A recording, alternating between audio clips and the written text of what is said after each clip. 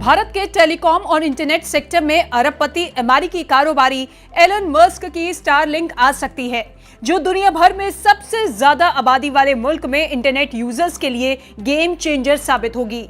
ऐसे में Elon Musk की स्टारलिंक के लिए भारत में राहें आसान हो गई है। स्टारलिंक ने डिपार्टमेंट ऑफ टेलीकॉम यानी कि DOT की data localisation and security requirements को मान लिया है। इन दोनों ने सिक्योरिटी से जुड़े कई चीजों पर सहमति व्यक्त की है। कुछ दिन से ये मामला सहमति पर अटका हुआ था। आपको बता दें कि डिपार्टमेंट ऑफ टेलीकॉम ने दिशा निर्देशों में कहा कि भारत में जो भी सैटेलाइट कंपनी काम करेगी उसे डेटा देश के भीतर ही स्टोर करना होगा। हालांकि स्टारलिंक के भारत आने को लेकर जियो, एयरटेल, वोडाफोन आइडिया ने नाराजगी जताई है। जियो और एयरटेल नीलामी के जरिए स्पेक्ट्रम के आवंटन पर जोर दे रहे हैं।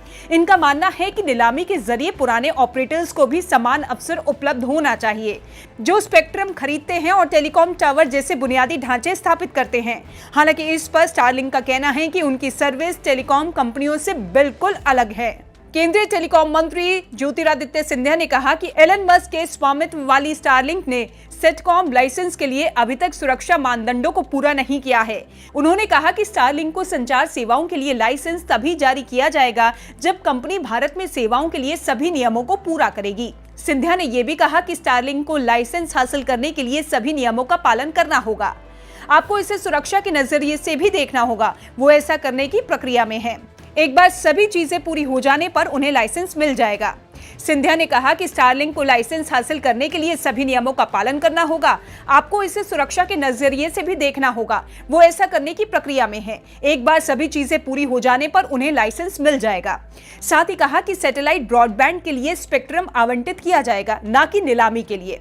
इस बयान के बाद तो एयरटेल और जियो के लिए और भी परेशानी खड़ी हो गई है, जबकि इससे स्टारलिंक के लिए रास्ते पहले से आसान हो गए। अब आपको बताते हैं कि आखिर स्टारलिंक है क्या। स्टारलिंक हजारों सैटेलाइट का एक ग्रुप है जो धरती के काफी करीब लगभग 550 किलोमीटर की दूरी पर है और इसकी परिक्रमा करते हैं और पूरे विश्व को कवर करते हैं। स्टारलिंक सैटेलाइट अन्य जियोस्टेशनरी सैटेलाइट की तुलना में कम ऑर्बिट में है, जिससे तेज इंटरनेट कनेक्टिविटी देना काफी आसान हो जाता है।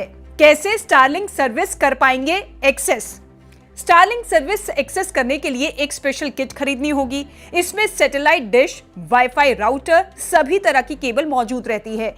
ये डिश काफी छोटी और पोर्टेबल होती है, जो सीधे स्टारलिंक सैटेलाइट से कनेक्ट रहती है और आपके घर पर इंटरनेट ऑफर करती है।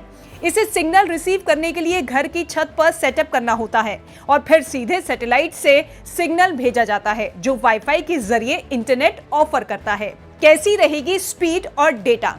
स्टारलिंक सर्विस 25 MBps से लेकर 220 MBps की स्पीड पर डेटा ट्रांसफर करेगी। स्टारलिंक सर्विस के ज्यादातर प्लान अनलिमिटेड डेटा के साथ आते हैं। कुछ प्लान फास्टर डेटा के साथ आते हैं। ये प्लान 40 GB और 1 TB प्लान के साथ आते हैं। स्टारलिंक सर्विस कहां-कहां उपलब्ध है?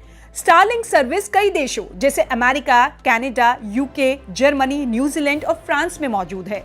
कंपनी अपनी सर्विस को स्पेन, इटली, मेक्सिको में विस्तार करना चाहती है।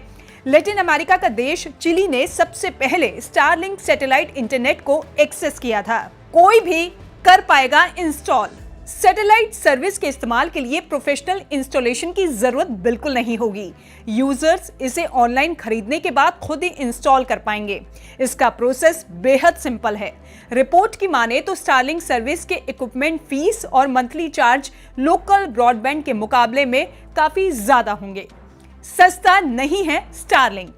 अमेरिका में स्टारलिंक $120 प्रति महीने से शुरू होता है और प्लान के मुताबिक ये $5000 तक जा सकता है। इक्विपमेंट कॉस्ट $500 से शुरू होती है और $2500 तक जाती है।